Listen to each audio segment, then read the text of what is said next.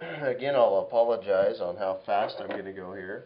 But we're going to complete the square on this ellipse to find the vertices, foci, and center.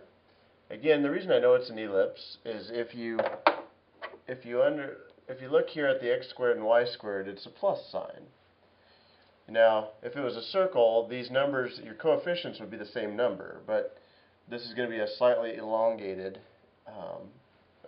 circle, so an ellipse.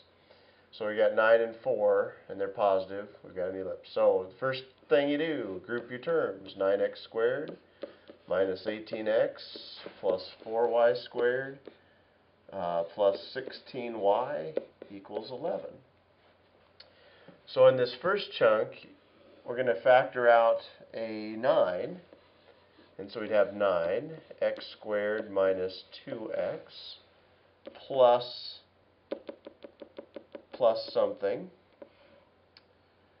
plus we're going to take a 4 out of the second part, and it'd be y squared plus 4y, factoring out a 4, plus something, we'll leave that empty, equals 11, and I'm out of room. I'd usually write it to the right, but we're going to go plus something here and plus something here. So something is going to go there that will add to the 11.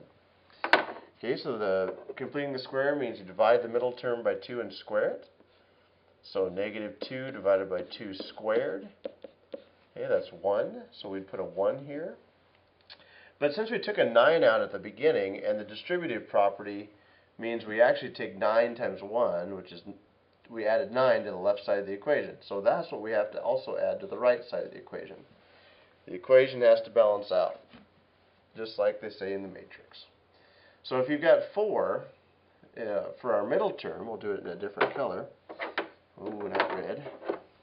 So take your middle term here. So 4 divided by 2 squared, which is 4. So you'd add a 4 here. But again, we've got to use the distributive property, and 16 is what goes on the right side in order for the equation to balance, because that's actually what we added on the left. It was a 16. Okay, so we can factor the left, and again I'm going to skip some steps here. So if you need help factoring x squared minus 2x plus 1, you might go talk to somebody who knows what they're doing and explain how I got this. So y squared plus, or excuse me, so y plus 2 quantity squared equals, and then you have 11 plus 9 plus 16, which I do believe is 36. So now at this point we can go ahead and divide by 36 all the way across and reduce this thing. So 9 and 36 reduces to x minus 1 squared over 4, plus 4 and 36 reduces to y plus 2 squared over 9, and 36 divided by 36 is 1. So we're ready to graph this thing. So the graph of this, the center is 1 comma negative 2, and so we'll graph that. 1 comma negative 2 would be right here. Since the 4 is under the x minus 1, we're going to go right and left 2. And the 9's under the y, so you're just going to go up and down 3. And make your ellipse. So that's approximately, ooh, I didn't do so hot. There's approximately what the ellipse looks like.